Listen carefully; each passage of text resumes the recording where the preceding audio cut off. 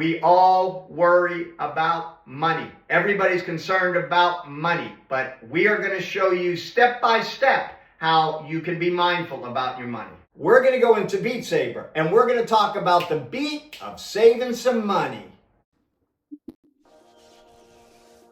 Next, your DNA. Your DNA. What's deep inside of you.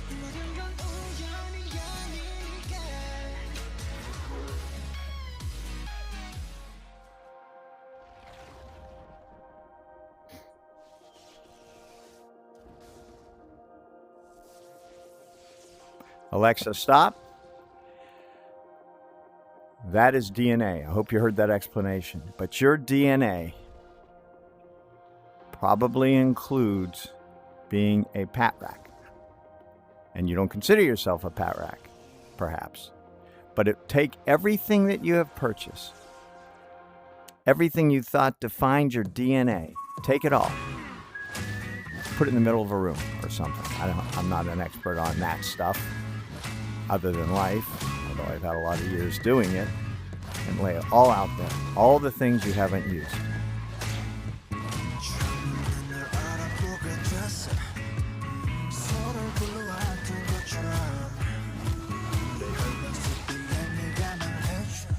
Does any of it matter?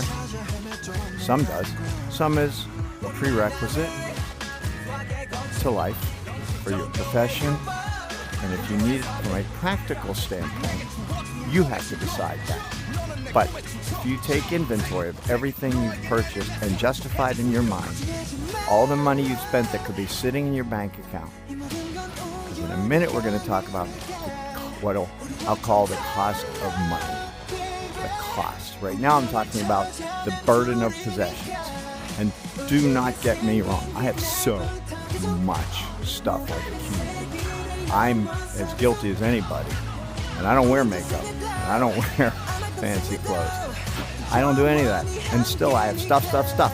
And some of it, for me, I had the resources to do it. I did it. It satisfied my curiosity. I got the serotonin or the dopamine from opening that box and looking at it. And in many cases, I learned they're worthless, but I own them. And they sit there. And I think we can say that we all have those possessions, things we've outgrown, things most likely we didn't need, and it is virtually an epic battle to avoid the temptation of this is the best fill in the blank.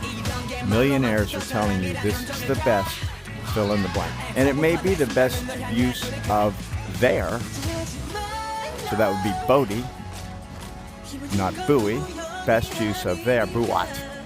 It's not best use of your. It is not going to buoy you. It is not going to let you float. It is not going to rise you up against worry. Nope, not going to buoy. And it probably is only buoying them because they're doing the job they should do. Convince you quote unquote need it. So I go back to 50, 30, 20. 50, 30, 20. 50%, 30%, 20%. 50% needs. 30% wants. 20%.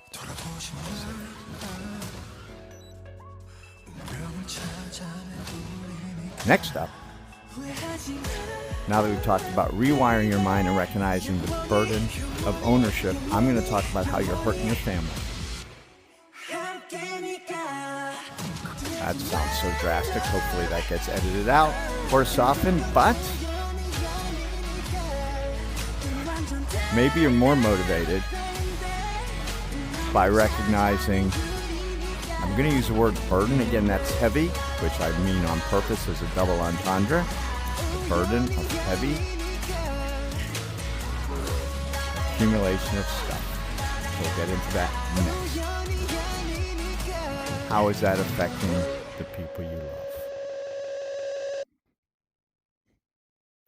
Next up, how is you accumulating stuff for your instant gratification affecting your family? your future